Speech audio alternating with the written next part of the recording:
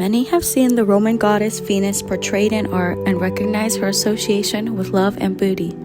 Similarly, art has a great connection with love and beauty as well. It is understandable to see, looking back on centuries worth of paintings and sculptures, why so many artists choose Venus as their muse. Today, we will analyze multiple works of art throughout history that center around Venus as the subject. Venus, in association with Aphrodite, is believed to have been born from the sea foam after Cronos, son of Uranus, castrated his father and threw his genitals into the water. Venus emerged from the water as an adult, and thus the legend of her beauty and feminine power begins.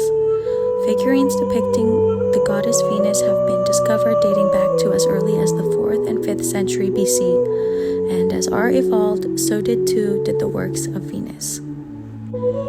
Moving into the 15th century, the popularity of Venus grows as paintings become more accessible and art becomes more secular. Starting with one of the most well-known paintings of the Renaissance, we look into The Birth of Venus by Sandro Botticelli. Botticelli is an Italian artist from the Renaissance period who has painted Venus 2 prior times, in Venus and Mars and Primavera. Here, Venus emerges from the sea on the island of Cyprus. Accompanying her is Zephyr, one of the Greek gods of wind, embracing his wife Chloris as they guide her to shore. A woman stands waiting to embrace Venus with a red cloth and is considered to be a Hore, or a Greek personification of the seasons. Pink rose petals fall along Venus's path, as it was believed this is when roses first grew. In contrast to Botticelli's previous paintings, this is the first in which Venus is nude.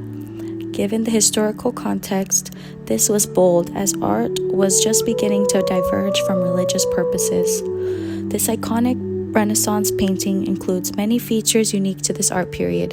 The emphasis on humanism and secular themes while utilizing new techniques such as linear perspective and more detailed shading help to make this work as recognizable as it has become today, with many artists recreating their own versions. The next painting is The Triumph of Venus by French artist Françoise Poer. With Venus again as the main subject, this oil painting depicts a similar scene of Venus coming ashore the island immediately after her birth. Painted in 1740, it was originally deemed erotic, and the power of lust is seen here through Venus as she is surrounded by naked tritons and naiads.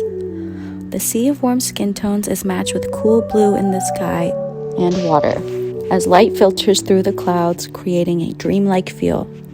With this painting, we see a shift into the Rococo period, which is defined by lighter color schemes, centered movements, and the use of trompe-l'œil, the illusion of three-dimensional space.